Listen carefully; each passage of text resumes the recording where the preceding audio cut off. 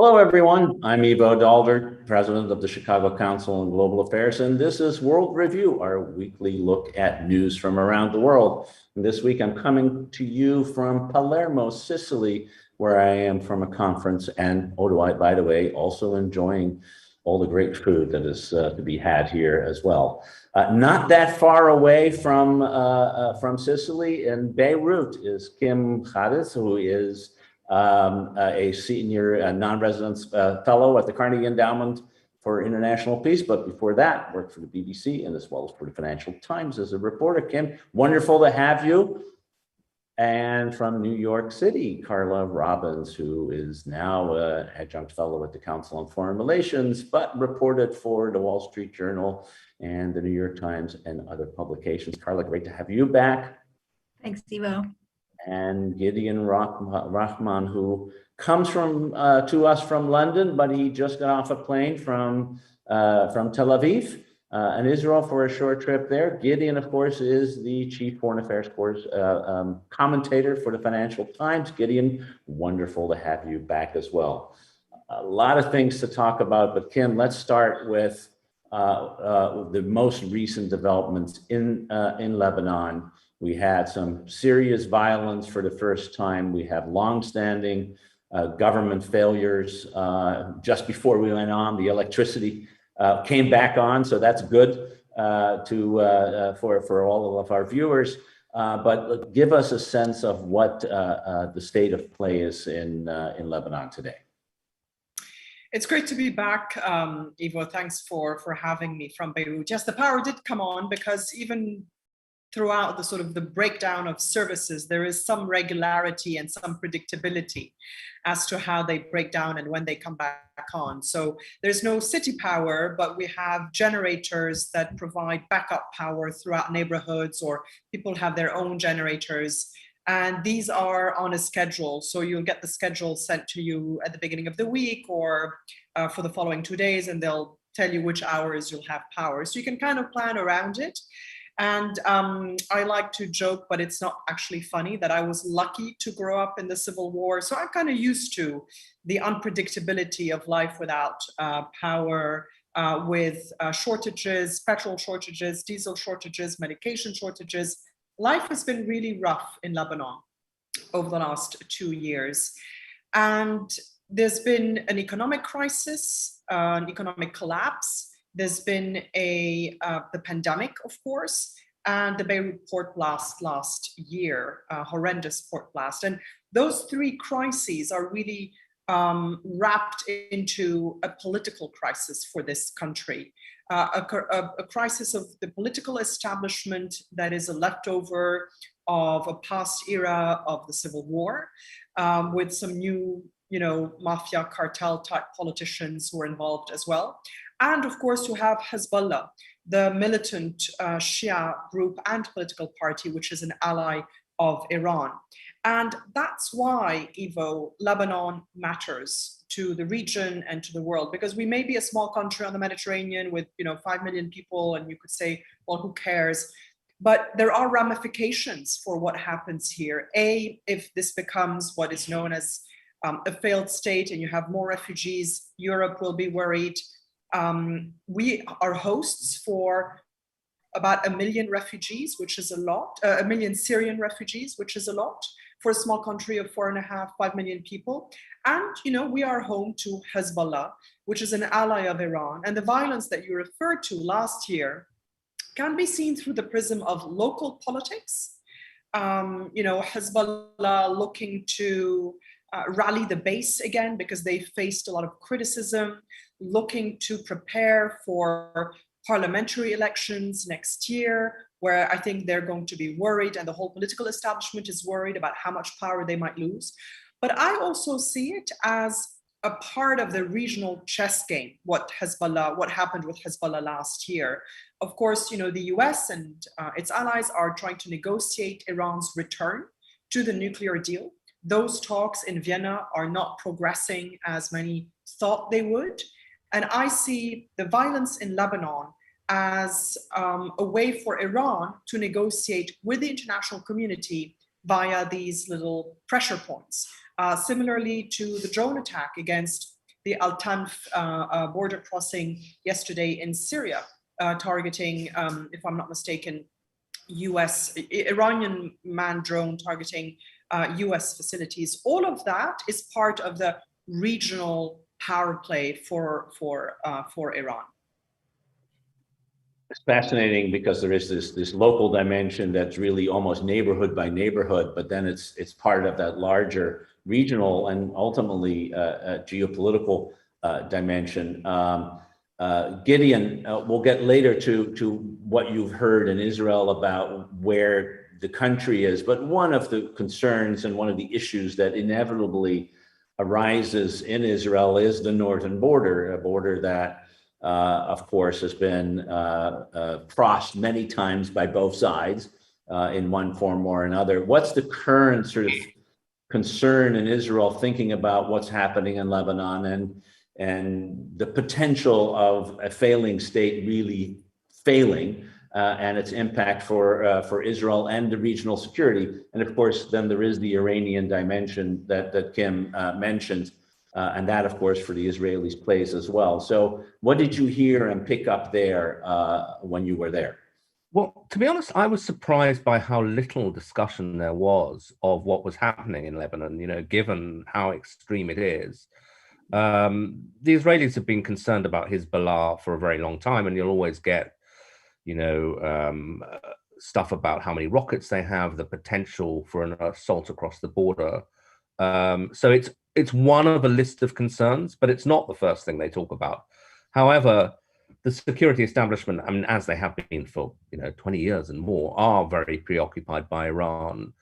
And the words are quite alarming, even though the sort of overall mood, or they're not delivered with a great sense of kind of chest beating. But what they do say is that they are very worried that Iran is getting very close to the point of becoming a nuclear threshold state.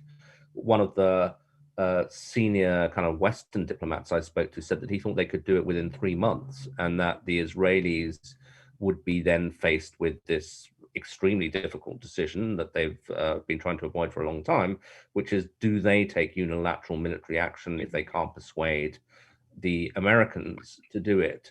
For the moment, however, the kind of current Israeli posture is that they're trying to get the Americans to accept that the JCPOA isn't coming back, and that you need to really tighten up sanctions. And they do, of course, see it as part of a sort of proxy war across the region with Iran in all sorts of areas, so that they're waging kind of frequent airstrikes across the border in Syria on Iranian targets.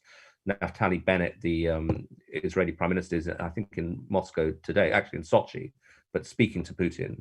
And a lot of what they're talking about is trying to sort of persuade the Russians to let them keep striking Iranian forces in Syria without clashing with Russia, and how that is done. So yeah, they're waging this sort of continuous struggle. But the fact that Lebanon is disintegrating next door does not seem to be a kind of major concern. I don't think they're expecting big flows of people, but just because it's such a difficult border to cross. I find that you want to jump in there? Yeah, I find that fascinating because, as Gideon says, it has often been, the headlines coming from Israel about concerns and threats of, if Hezbollah does this, we will, flatten the country. So I'm very interested to hear that, in a way, they're not thinking about it, or at least not broadcasting what they're thinking or their concern. And it seems to me that this ties in with two things. One is that the Israelis see Hezbollah as part of a regional issue. It's not just a localized problem in Lebanon. Hezbollah is, after all, today, a regional paramilitary force. They're in Syria, they're in Iraq, they're in Yemen. And so there's almost, you could say, no point just striking them in Lebanon, because I would assume that a lot more, or a lot of their assets and weaponry are, also in Syria. And that's one place where, as Gideon just mentioned, they are striking Iranian assets and Hezbollah.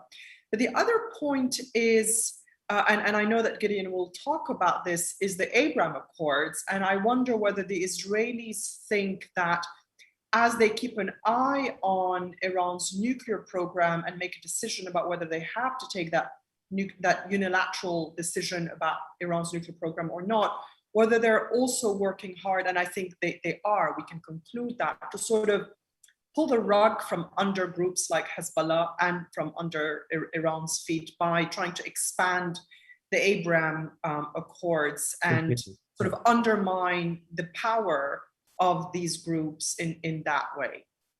I want to come back. Yeah, I want to come back to that, but Carla.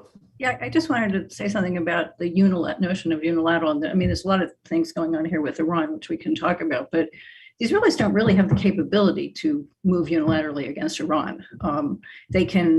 Their whole thing is they could start it. They don't have the legs to sustain the sort of bombing campaign that it would take to take out what we even know about the Iranian nuclear program. One of the reasons why the Pentagon always argued that it was pointless is A, we know some of what they have, and B, a lot of it's deeply buried, and it would be hard for us to do it, and it would just drive them further down. The thing, and it will be interesting, particularly for the Biden people, is the fear that the Obama people always had was that the Israelis would start something which they couldn't sustain for more than a few days, because they hoped that they would just drag the Americans in because of political pressure in the United States. But just from a sheer military point of view, they cannot do this themselves. So they can chest beat, but it's all just a game with the United States. I just sort of wanted to put that in there from from the nerd point of view that I have. Well, we'll stick in for the nerd point of view, which is actually not that nerdy. In terms of the accord, because it does seem to me, as Kim rightly pointed out, that the future of the nuclear relationship between Iran and the 6 countries that originally negotiated the nuclear deal and the nuclear deal itself really is. We've kind of not talked about it for a long time. Certainly here we haven't. We don't talk about it a lot, even in Washington. But it pretty much seems that we've come to the end of the road, at least of trying to get back into that deal, which really does raise the question. And I think everybody in the Middle East is asking the question. So now, what is Plan B for the United States? And Carla, I don't know whether you what you're reporting in talks with folks in Washington are telling you. Are they thinking about it, or are they just hoping it will go away? Well, it won't, of course, because the Iranians and the Israelis won't let it go away. I don't. First of all, the people in the Biden administration are people who are really invested in this accord. I mean, Jake Sullivan, the National Security Advisor, was hugely invested in this accord. Second, I think they've moved back from the total stalemate, even though nothing's going on, because the Iranians are no longer saying that they won't talk unless the sanctions are lifted. I mean, we've gotten past that early month of it. On the other hand, the Iranians aren't coming back to the table. But the new head of Iran said, a few days ago, well, I'm getting close to thinking about coming back to the table. So I think the impression I get in Washington is that there's a certain number of people who would rather not think about this, and as long as the Iranians are saying that they are thinking about coming back to the table, because there is no plan B. And maybe if there is a plan B, I apologize if you guys hear this. Kim is in Lebanon, where things seem to be far calmer and quieter in her apartment than New York City, where someone is clearly pounding upstairs. The plan B, such as it is that the Israelis and the Americans, use, quiet means, covert means to slow down the process, that they kill scientists and they sabotage the system. And that's what they do, that they just chip away, but because there are no, kinetic means of taking this out. I mean, people have been always quite straightforward about this in the Pentagon. At most, you set it back 1.5 years, 2 years, and the Iranians just dig deeper. This is a very hard thing to do. And Gideon, what you were saying is the head of the IAEA said this, that they are now at the point in which they're enriching to 60%, and they're just a few months away from having the amount of enriched uranium to being just a few months away from having enough for a weapon. But whether they actually have the technical capability of producing a weapon, that's the next thing. Yeah, that's clearly true. In fact, as I say, the Israelis were kind of less hysterical in tone than I would have thought they would have been, given all this. And one of the reasons was that they say, yes, they could get to having enough uranium, enriched uranium, for a bomb within a few months. But then there's still quite a lot of things they would need to do to turn that into a bomb. I mean, the physical construction of the thing. And they said that to take those steps, it would be quite observable. As in, they couldn't break out without you knowing that they were intent on doing that. And so, although all the sort of discourse is, we keep all options open, blah, blah, blah, the sort of implication seemed to me to be that they're finding a kind of rhetorical way of saying, okay, we don't need to do something just yet. And indeed, they're not, I think, convinced that Iran would necessarily go from having the amount of uranium they need to the construction of a bomb. So maybe it's not a situation they want to be in, but it's one they can live with, given the paucity of all the other alternatives you name. I mean, and just a sort of footnote, I mean, I think that one of the odd things is, that the kind of face they're trying to present to the world at the moment is rather different from the one that Netanyahu presented, which was this very dark, we're constantly under threat, 3 minutes to midnight stuff. The current mood, at least, and I think it's real, but it's also the thing they're trying to project, is the sort of almost giddy optimism associated with the Abraham Accords. Every Israeli you meet, whether it's a businessman or an official, will say, "Oh, I was in Dubai 2 days ago." They're very excited by those opportunities, and I think mainly in commercial sense, although obviously it's being Israel, there's a big overlap between the defense industries and commerce. But just a kind of sense of possibilities opening up for the country. So in some ways, they don't really want to believe that they're going to have to plunge right back into confrontation with Iran. And I think obviously one of the things that's driven the Abraham Accords is this shared antipathy towards Iran. But I don't think the Israelis think that they're going to be in, flying joint missions with the Air Force of the UAE. That's not going to happen. Kim, I want to come back to you both. If you want to say a comment on the Iran and nuclear relationship, please do. But I also want to give you an opportunity. You've just posted an article on comparing what life is like in Beirut today with what life is like in Hong Kong today. Very different circumstances of producing it, and we'll encourage everybody, of course, watching to immediately go to the Atlantic website. But in order to give them a taste, please, tell us a little bit about what it feels like, because you're there in a way that none of us are, and it is always good to have that underground perspective.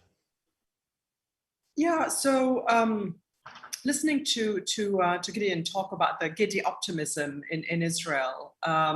And I sense that some of that optimism in the Gulf as well, with the Saudis and the Emiratis, although they are concerned about their economy, they've been hard hit by the pandemic. The rising oil prices might help a bit.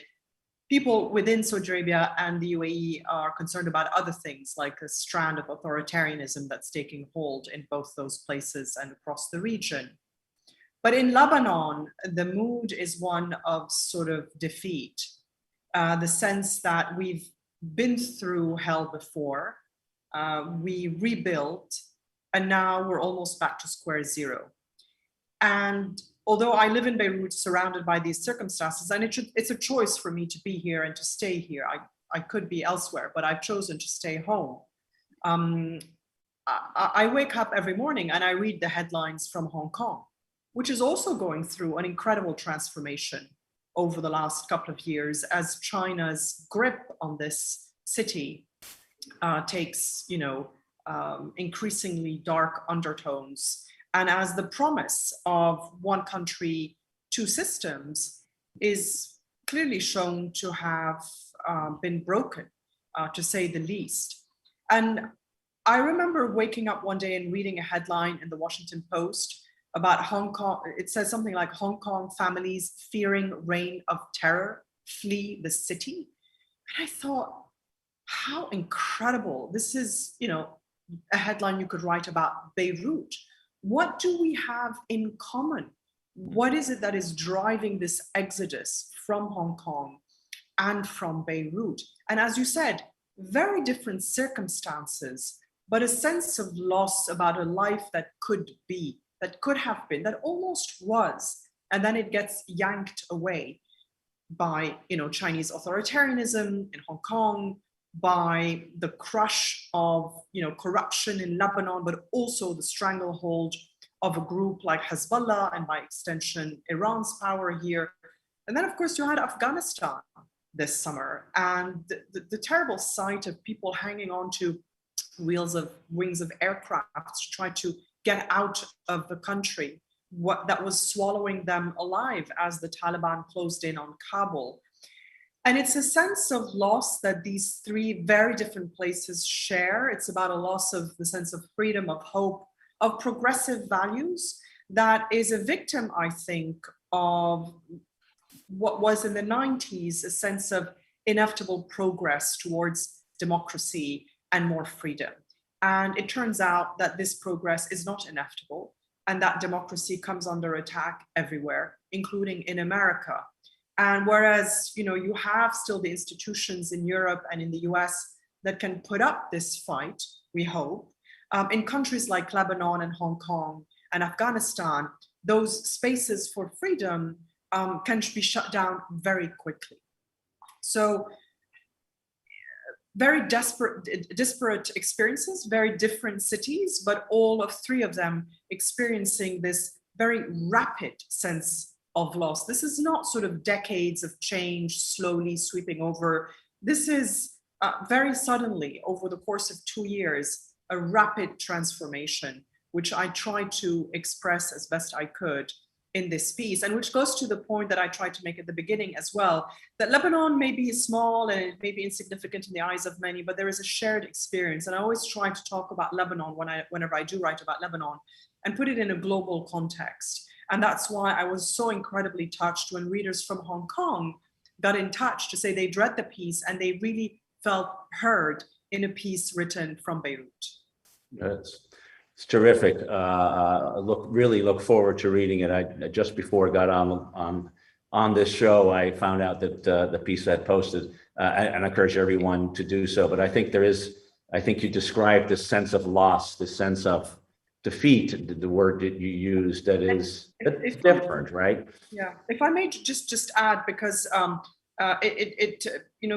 among the various reactions to the piece was one which came from David Miliband, of course, former UK Foreign Secretary, who'd been on an excellent podcast with Gideon at the beginning of the year, which I encourage everyone to listen to, talking about lack of, the need for global leadership and the problem with the age of impunity. That's really the core of the problem here. It's the impunity of those leaders as they, take over or crush countries or cities and get away with it, or, crush their own country, like Bashar al-Assad in Syria. Yeah, exactly, and how it feels like to live in a place like that. Terrific. Gideon, you started painting a very different picture from just, 70 kilometers down the road or 80 kilometers down the road from Beirut in northern Israel.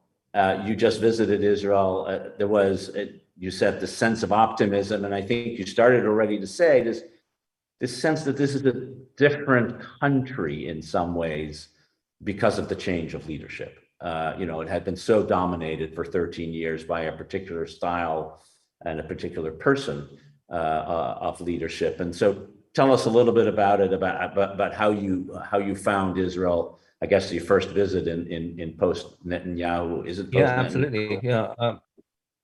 Well, that's one of the questions. I mean, his trial is just started this week, and will probably run for some years. No, I mean, what Kim was saying actually is interesting, because I think that in a lot of these countries, there's a sort of battle between optimism for the future and pessimism, and whether it's correct to be an optimist or a pessimist is, you can only find out later. But The Israelis, I think, at least the non-Netanyahu camp, are very, they're relieved for a number of reasons. Firstly, that they've had this sort of 3-year political crisis where they were basically unable to form a government. I think they're slightly incredulous at the form of government they've got, which stretches in Israeli terms from the extreme left to the extreme right. And they've got this majority of one, which obviously is inherently fragile. There are numbers of interesting things about the coalition.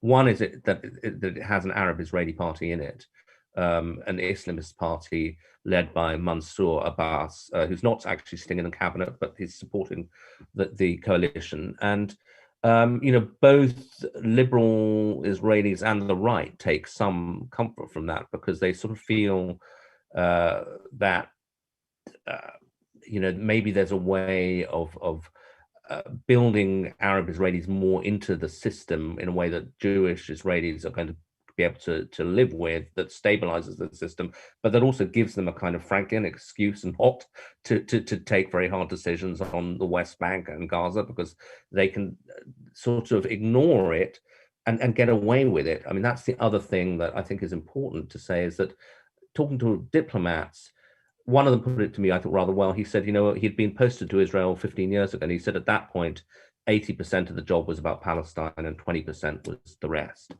And he said, now it's the other way around.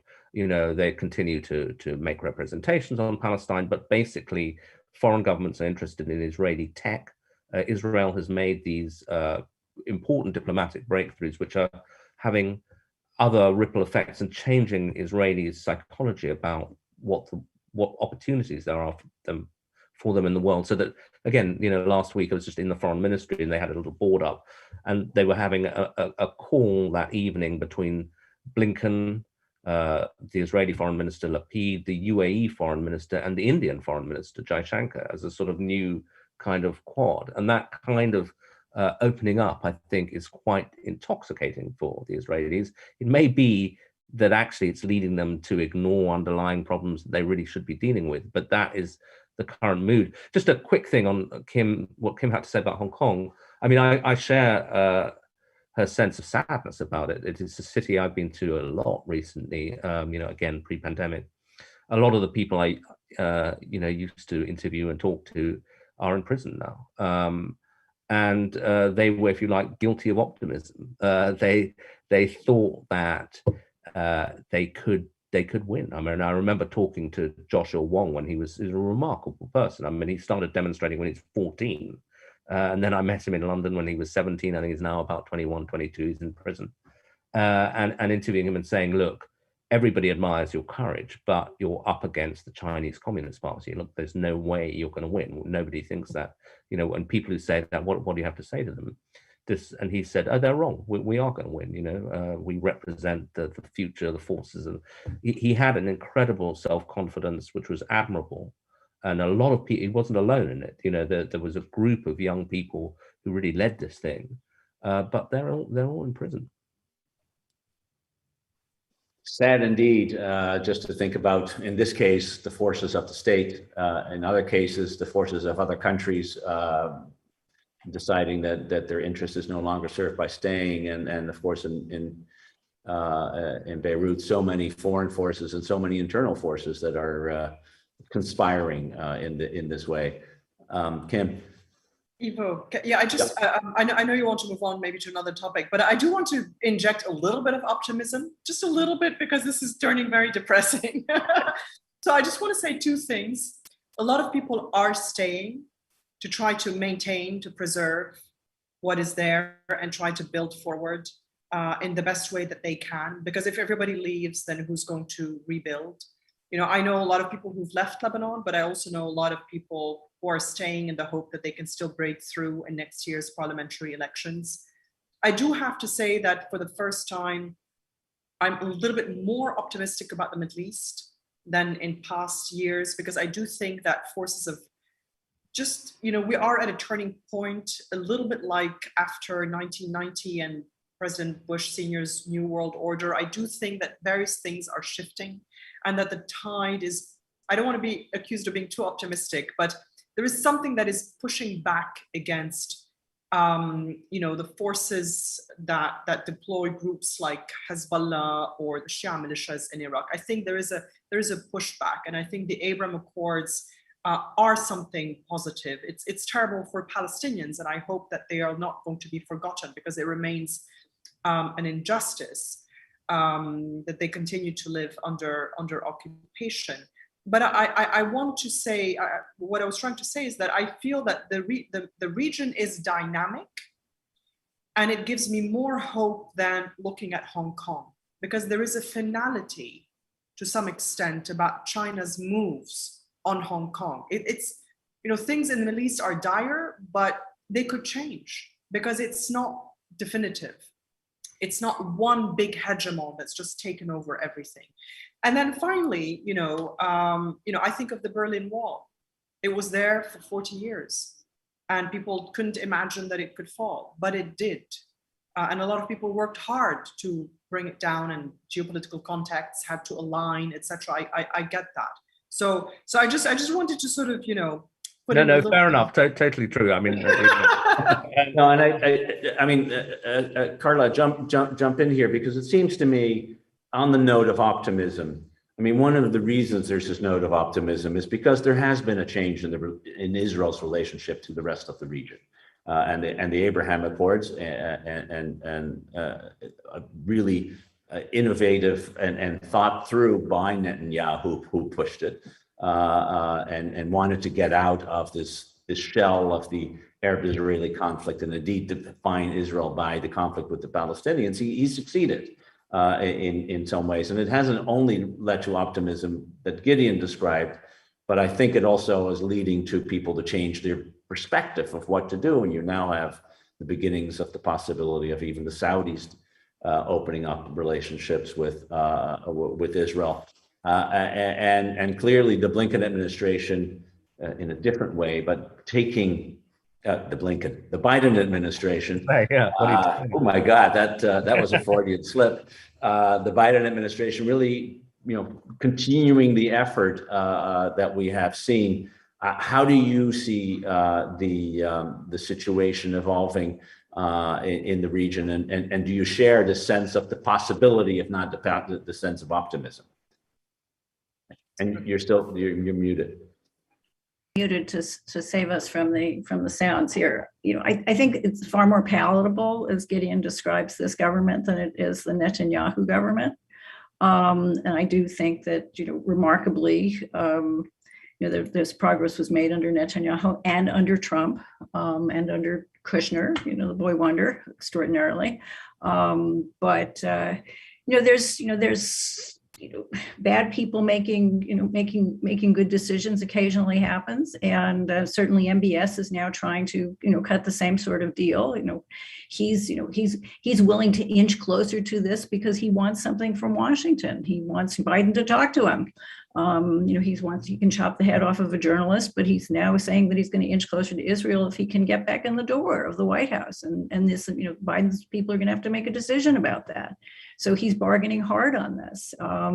But there is some optimism more generally about this, but there's some unpalatable deals to be made. But what Gideon was saying about, this broad coalition in Israel is very much more palatable to the world than the Netanyahu one was. I was just thinking about this blue flag 2021 military drill that's been going on. You've got Germany, Italy, Britain, France, India, Greece, and the U.S. participating with the Israelis. I mean, that's that's an incredible sort of coming of age for the Israelis as well, and nobody's protesting it. And this is one more notion of their reintegration. This is, it's a good time for Israel and a very bad time for the Palestinians, because they've been left behind. No, it was interesting. I mean, we obviously went to the West Bank as well, and the Palestinian Authority is never the sort of cheeriest place at the best of times, but they were they didn't really know what to say about the Abraham Accords. They were saying, well, the Gulf states, they're not even really countries; they're just sort of doing what they're told to by the Americans, and so on. They didn't have a response to it. I mean, and I can understand their kind of despair. Well, I think that trying to think about how this might, in the end, work out better even for the Palestinians. I do think that, the way the Israelis treat them comes from a whole mixture of motives, some of them annexationists, but there is also very deep pessimism in Israel about the possibility of living in peace with the Palestinians. So I suppose one hope is that a more optimistic Israel that was more focused on possibilities around the region might actually then find itself more willing to take the proverbial risk for peace, to be more generous towards the Palestinians, because they sort of thought about the issue less in terms of dangers and more in terms of potential opportunities. There's certainly no polling data that supports that in Israel. I mean, not at the moment. It has to be an evolving. But there hasn't been polling data that supports that in Israel for 15 years. I mean, that's there's got to be a huge shift. It's just, I mean, it's not just the right, it's liberals, who completely. I mean, the liberals were saying, what they say is actually, if you poll people and ask them in the abstract, would you favor a two-state solution? You can get something close to 50% for that. But people being called left-wing is toxic, partly because Netanyahu has over 15 years painted them as a mixture of sort of naive dupes / traitors. So they've got we saw the leader of the Labour Party and, who are in this coalition now. And I mean, I think she sees it as a long-term goal to kind of rebuild their credibility with the Israeli public. One other thing that I just, and I love the idea of doing optimism. I mean, other thing that I'm intrigued by is, editorial writer for all those years, you have to believe in something, have perfectibility possibilities there.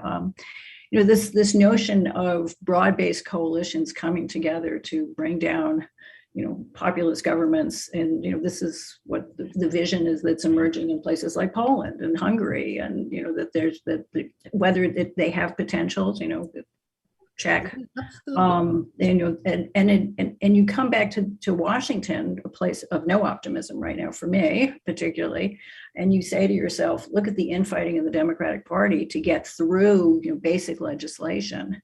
And you look at broad-based coalitions in other places that, they see the survival issue of their political system. And I just really wish the Democratic Party would get it together here and say, we certainly, if we can't get Joe Manchin to sit down with AOC and make a deal, when you look at the broad coalitions that they're talking about in places like Hungary and that they could put together in Israel, I know that's a stretch, but I want some optimism in Washington too. Well, one person, and we can't end without talking about the passing of Colin Powell, who in life personified optimism, as the son of Jamaican immigrants, a self-described C student, an ROTC person who got into the officer corps in the U.S. Army that way, to become what probably is the most celebrated military and more person in the United States in the post-war period. In some ways, died last week. Suddenly, I think for many of us, because we didn't know that he was that ill. Carla, you have reported on him. You have been with him, a man of extraordinary talent and capabilities. Reflect on the life of Colin Powell. He was really a classy guy. He really was. The relation, we all know the relationship between officials and the press are never easy. He was a much easier guy to cover than a lot of other secretaries of state. As you said, he was, son of Jamaican immigrants, really middling students at City College. Vietnam veteran, he rose to be the first Black national security advisor, first chairman of the Joint Chiefs, first Secretary of State. He was an architect of the successful 1990 Iraq War. Always said one of his proudest factor of this is that he didn't go into Iraq, and that very, very few Americans died in that war. It was a very swift war, that he didn't know very few Americans were going to die, but that he was very proud, hugely proud of that. He was incredibly popular with the American public. Which is why the Bush White House, pushed him for the thing that he also was most remembered for, pushed him in 2003 to deliver the case at the UN for the Iraq War. And this is the speech that tainted, forever his reputation, since the information that he delivered turned out to be false. And it also made it to the lead of all of his obituaries this past week. And I covered him at the time, and I can tell you that this is a speech he did not want to give, and it was not a war that he was supporting. It went against everything that he argued for we all talk about the good Iraq war and the bad Iraq war. But he was he was a loyal soldier, and it was more than just being a loyal soldier. He really was one of these, dance with the guy who brung you person. He was incredibly loyal to the Bush clan. So he did what he was asked. So, I teach that speech as part of a class on intelligence failures. There was an enormous amount of lying and politicization of intelligence before the 2003 war. But in the case of these mobile bioweapons labs, which was the thing that he talked about mainly, which were, the key to his presentation, I think still that this is confirmation bias. The US wanted to believe there were mobile bioweapons labs, and there was an Iraqi defector to Germany who wanted to stay in Germany. So they kept saying to him, did you ever see a mobile bioweapons lab?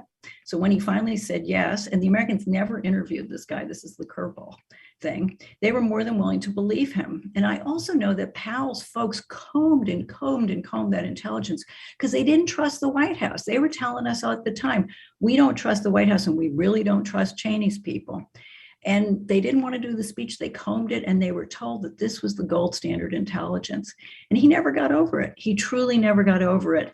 And they were also, there's a lot of ego there. He was really, 80 some odd % approval rating at the time, and then it plummeted afterwards.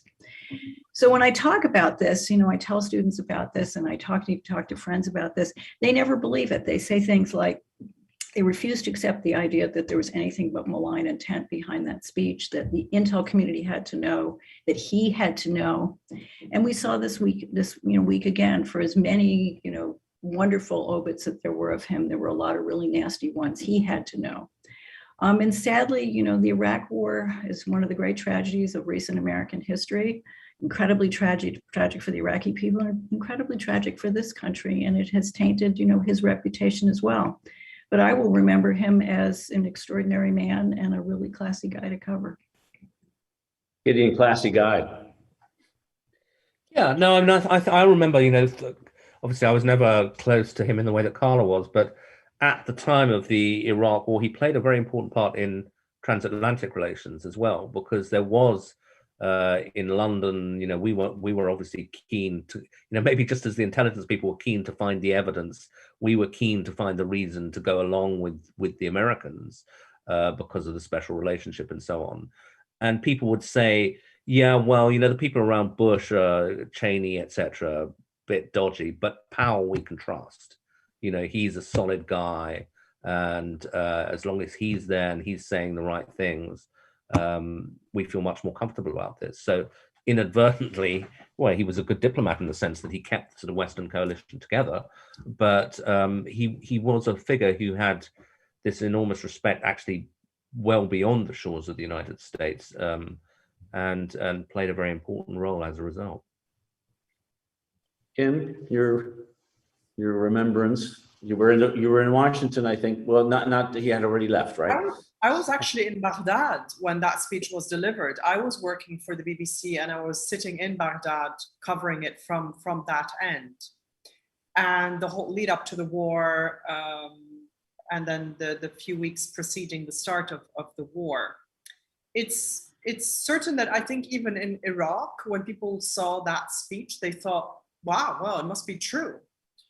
Our leader does have, all that stuff, because it looked, serious and real and ominous and so on. And people knew then that it was really, going to happen. And it is the one thing, as Carla said, and as all the obituaries make clear, it is the one thing that he's being remembered for. But I also think that because this was his key fear, that this was the one thing that he was going to be remembered for, that it's also important to remember that it was not his mistake alone. And, when people say, oh, well, if he didn't agree, he should have resigned. As Carla said, he was being the good soldier and trying to do the best he could, probably from within, to shepherd this in a better way than had he not been there. That's also one way of looking at it. And then generally, I think there are not many resignations from American administrations when something goes wrong. So I think, despite, my misgivings about the Iraq war, etc., or where we ended up and how it's a tragedy for Iraq, but also for America, it's a little bit unfair to expect just Colin Powell to have resigned over this. There should have been then other resignations, and there have been other disasters of foreign policy that did not lead to any resignations in the US. In a lot of cases, people seem to be failing upwards, as I read recently, that people can fail at the diplomacy and yet they come back into administration and they get a higher post. And I think that that's something that needs to be addressed as well. Indeed, Powell at the time of the Iraq War answered his critics many times on this question: why don't you resign? Why don't you leave? And he would always tell this story about George Marshall, who, as Secretary of State, was totally against Truman's decision to recognize Israel, and he had a screaming match with Truman in the Oval Office, and he stormed out at the end of it, and he ran, or I guess whatever it is, that he went back to Foggy Bottom and was upstairs, and he told his secretary, he says, "Get me the president on the phone." And he got the president on the phone. He said, "Mr. President, thank you for reminding me who is the one that was elected by the American people." And Powell would tell that as a story about loyalty, about we serve at one's behest. We can debate, and many will debate whether that was the right answer. My favorite first encounter with Powell was at the swearing in of the CIA director in 1993 in this bubble in the CIA auditorium, and everybody was talking and people were waiting, and then all of a sudden a hush came through that room, and from the back the chiefs of staff, joint chiefs of staff, were coming down, and there was Colin Powell, 6'3", just a man who by his being could silence a room, because that's how impressive he was. We will miss his wisdom, no doubt, in this. I want to thank Ghattas, Carla Robbins, and Gideon Rachman for really an insightful look at the Middle East mostly, but also other parts of the world. It was a terrific conversation.